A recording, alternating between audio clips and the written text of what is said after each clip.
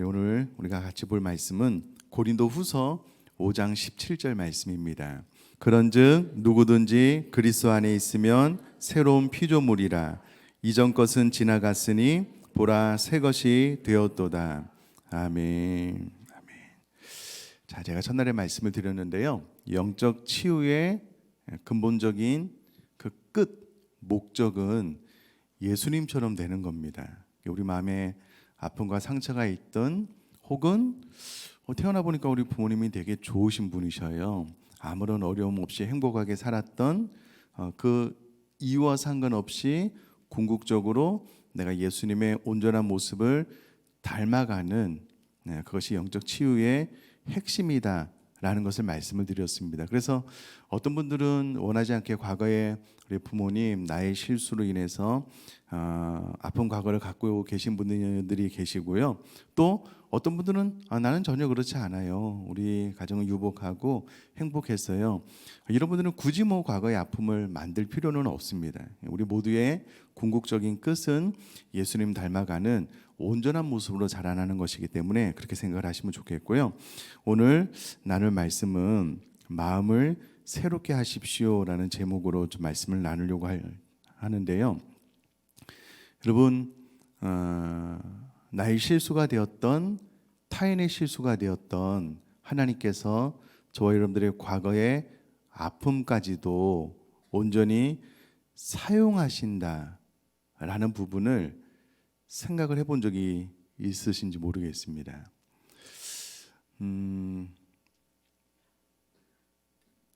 저희 교회 가운데 안타깝게도 자녀를 먼저 천국으로 보내신 분들이 계시잖아요.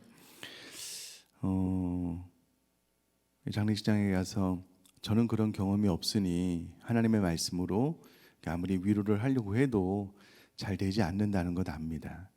그런데 저희 교회 성도님 가운데 한 분이 본인이 그런 아픔을 가지고 있는 거예요. 나도 그랬다고. 그럼 그 한마디가 그분에게 정말 큰 위로와 힘이 되었다라는 것을 옆에서 지켜보게 됩니다. 생각해 보면 자녀를 먼저 하나님 앞에 보내는 게 너무 큰 아픔이잖아요. 그런데 그 아픔을 내가 딛고 일어선 거예요. 나도 힘들지만 하나님의 은혜로. 그랬더니 어느 순간 나와 함께 또 나와 같은 그 어려운 시간을 보내고 있는 사람들을 비로소 내가 위로하고 격려할 수 있는 것은 나도 그와 똑같은 아픔을 경험했기 때문에 그렇습니다.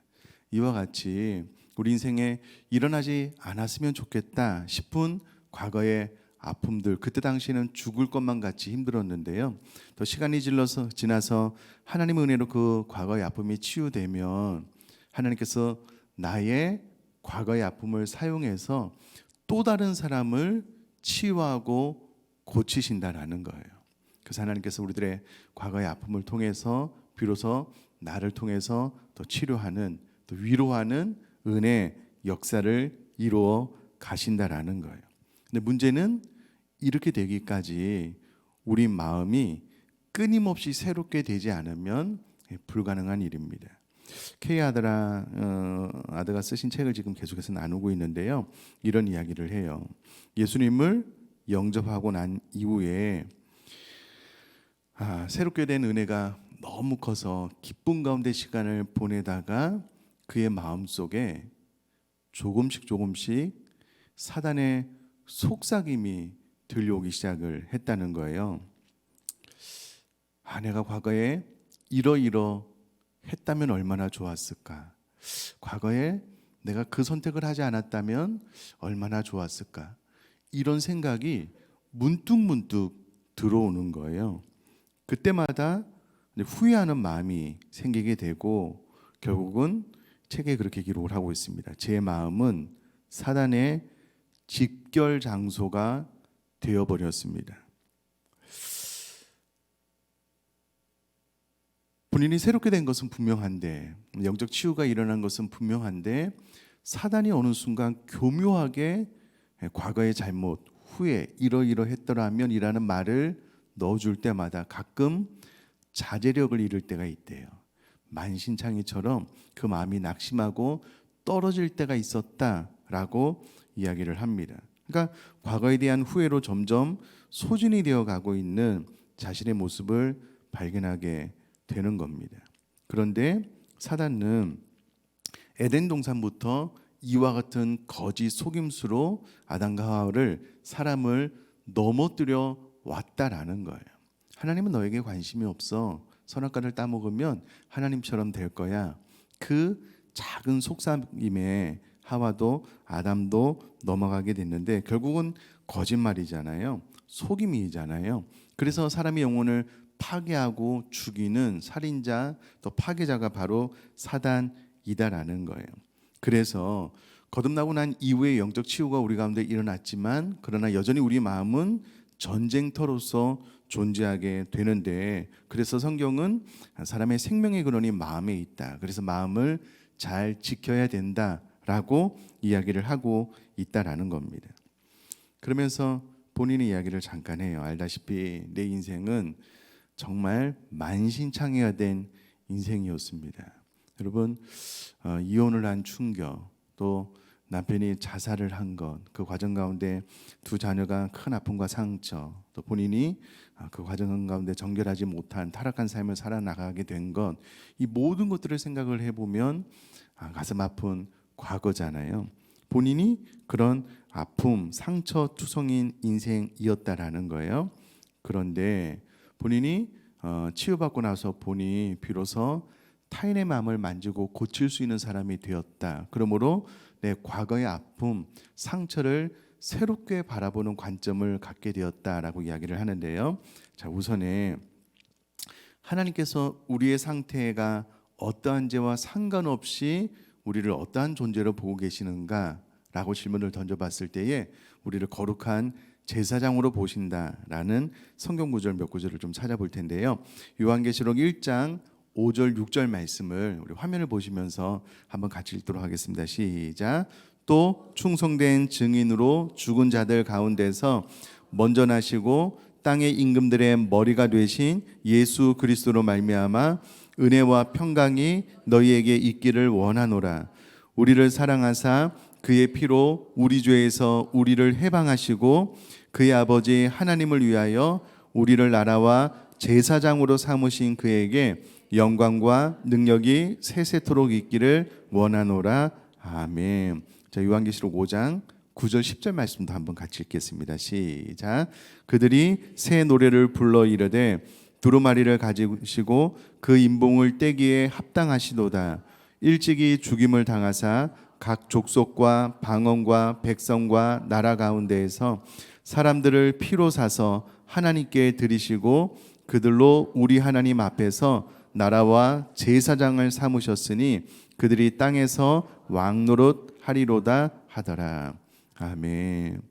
여러분 동일하게 반복적으로 나오는 표현은요. 하나님께서 우리를 사랑하사 그의 피로 우리 죄에서 우리를 해방하셨대요.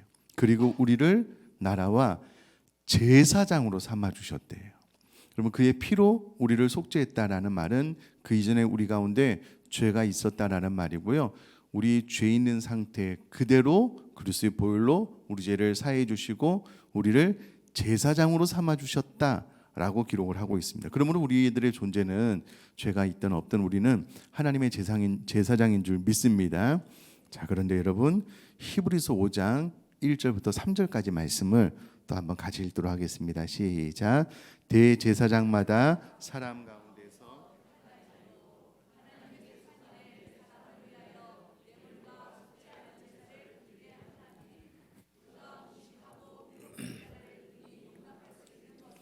자기도 연약에 휩싸여 있음이라. 그러므로 백성을 위하여 속죄제를 드림과 같이 또한 자신을 위하여도 드리는 것이 마땅하니라. 아멘. 그럼 대제사장은 레위 사람 가운데 대제사장이 이제 되는데요. 레위 제사장들도 자신들도 죄인이었기 때문에 자기를 위해서도 속죄의 제사를 드린다는 거예요.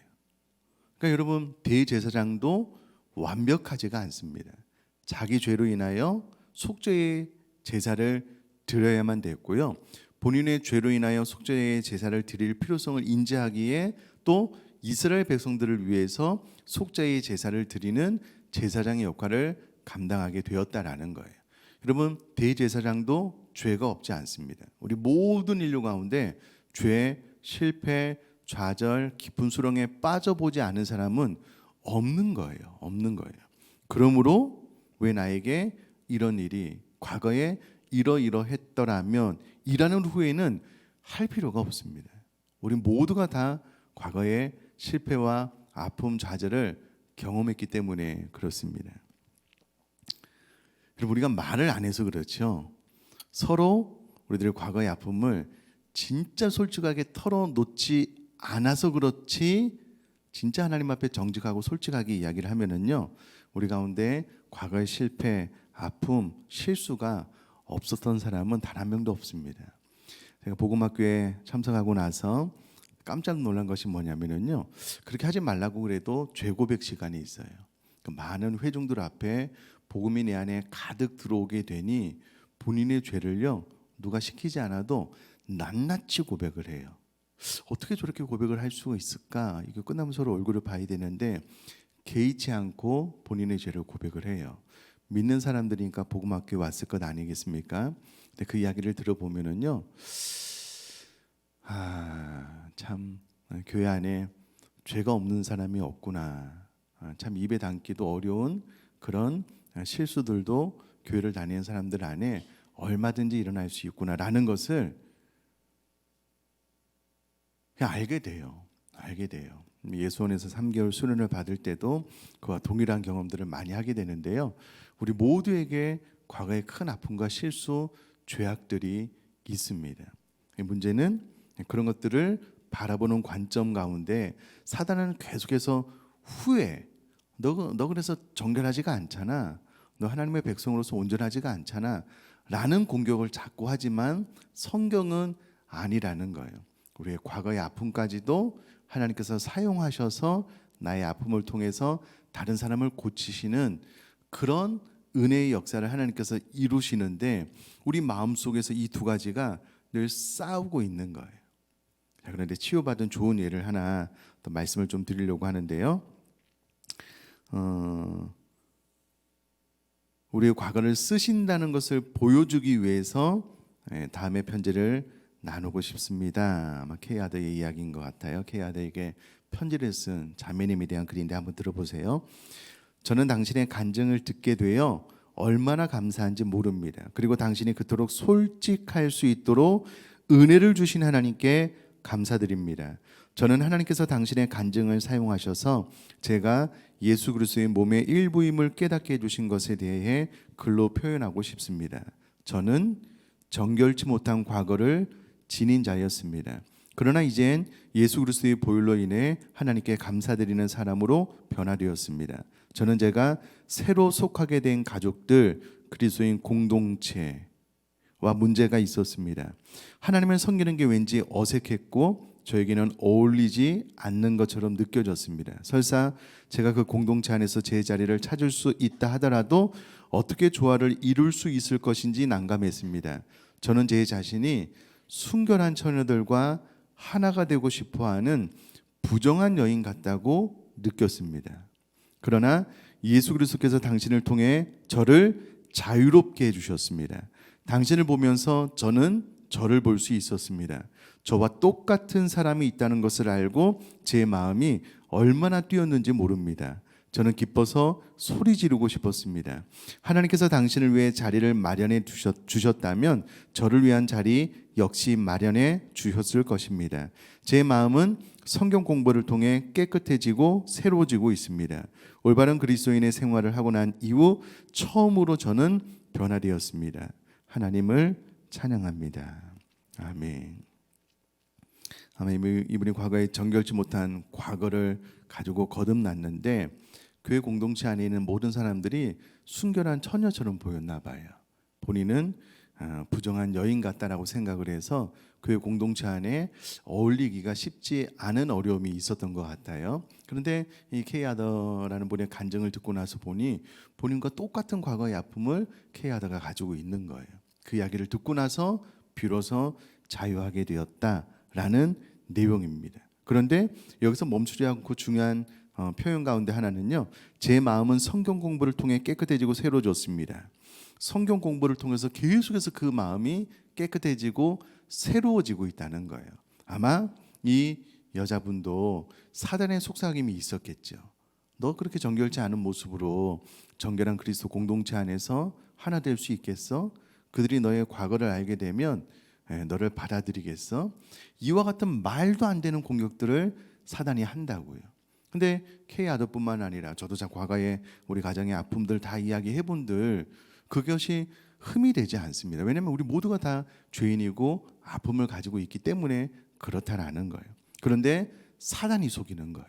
사단이 너희 그 과거를 오픈해서 이야기를 하면 반드시 처음에는 그냥 받아들이는 것 같지만 나중에는 너의 과거에 대해서 손가락질할 거야, 너를 미워할 거야, 너를 밀어낼 거야, 이런 사단의 속삭임이 계속 들려오니 그 마음의 진정한 자유를 누릴 수 없는데, 이 여인 같은 경우에는요, 과거에 정결치 못한 과거를 가지고 있었지만 말씀으로 변화되었을 뿐만 아니라 성경 공부를 통해서 계속해서 깨끗해지고 새로워지는 것을 경험하고 있다라고 간증을 하고 있습니다.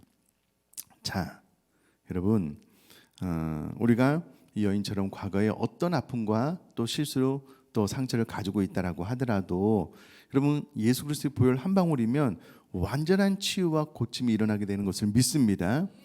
그럼 우리 과거의 죄에 대해서는요, 이 동의서에서 먼 것처럼 하나님께서는 기억조차 하지 않으셔요. 정죄하지 않으셔요. 하나님이 우리 죄에 대해서 정죄하지 않으시면 누구도 우리 죄를 정죄할 수 없어요. 정죄한다, 정죄 당할 것이다 라고 속삭이는 대상은 딱 하나, 사단밖에 없습니다. 근데 문제는 그 이야기를 들을 때마다 그 사단의 말을 수용하는 거예요. 두려운 거예요. 무서운 거예요. 내 과거의 아픔을 오픈할 수도 없고, 오픈하면 나를 이상하게 볼 것 같고, 어느 날 하나님께서 은혜 주셔서 내 과거를 잠깐 이야기했는데 성도님들이 나를 이상하게 보는 것 같고, 다 사단이 가져다 주는 생각입니다. 그리고 그렇다 한들, 정말 그렇다 한들 하나님께서 우리를 정죄하지 않는데 누가 우리를 정죄할 수 있겠습니까? 여러분, 사도 바울이 과거에 예수 그리스도를 믿는 자들을 잡아 죽이는 일에 앞장서고 난 이후에 왜 사도 바울 안에 사단의 공격이 없었겠냐고요. 근데 사도 바울은 과거도 돌아보지 않는데요. 내가 전심전을 가여 표대를 향하여만 앞으로 나아가기로 뜻을 정했다. 과거에 연연하지 않는 거예요. 왜냐하면 하나님께서 정죄하지 않기 때문에 그렇습니다. 그러므로 여러분, 우리 마음의 전쟁터에서 끊임없이 하나님의 말씀과 사단의 음성, 이 두 가지가 전쟁을 일으키고 있는데 우리가 해야 될 일은요, 어제 길라스의 유향 그 처방전을 우리가 받았잖아요. 이 그리스도의 보혈 말씀, 이 처방전을 계속 바르는 거예요. 따르는 겁니다. 그러면 오늘 우리가 읽은 말씀처럼 우리가 이미 새로운 피조물로서 계속되는 삶을 살게 될 것을 믿습니다.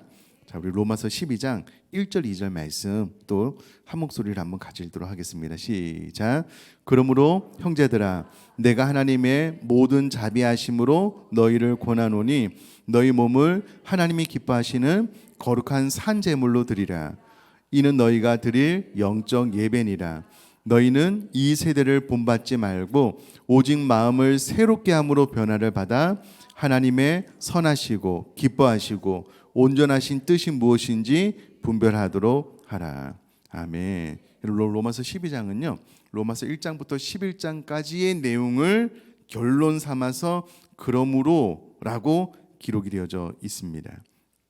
과거에 있던 로마서를 읽는 독자 모두에게 1장과 11장의 진리를 염두에 두고 그들의 몸을 산제물로 드리라라는 것을 권면하고 있는데요. 하여튼 신학적인 복음이 우리를 얼마나 자유케 했는지에 대한 내용이 쭉 기록되어져 있습니다. 자, 그런데 여기서 말하는 산제물은 레위기 1장에 기록된 번제물과 비슷합니다. 번제물은 제단 위에서 태워서 하나님께만 드리는 제물입니다. 그러므로 우리가 하나님 앞에 하나님께만 드려지는 거룩한 번제물로서의 삶을 살 것에 대한 도전입니다. 그러면 여러분, 하나님께만 드려지는 번제물인 우리들이 사단의 속삭임에 매일 필요가 없잖아요.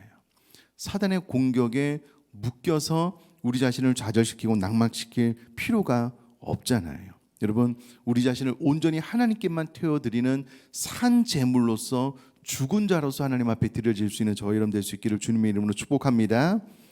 여러분, 이 사실을 기억하면 치료는 이미 시작되었고요, 치료는 진행 중입니다.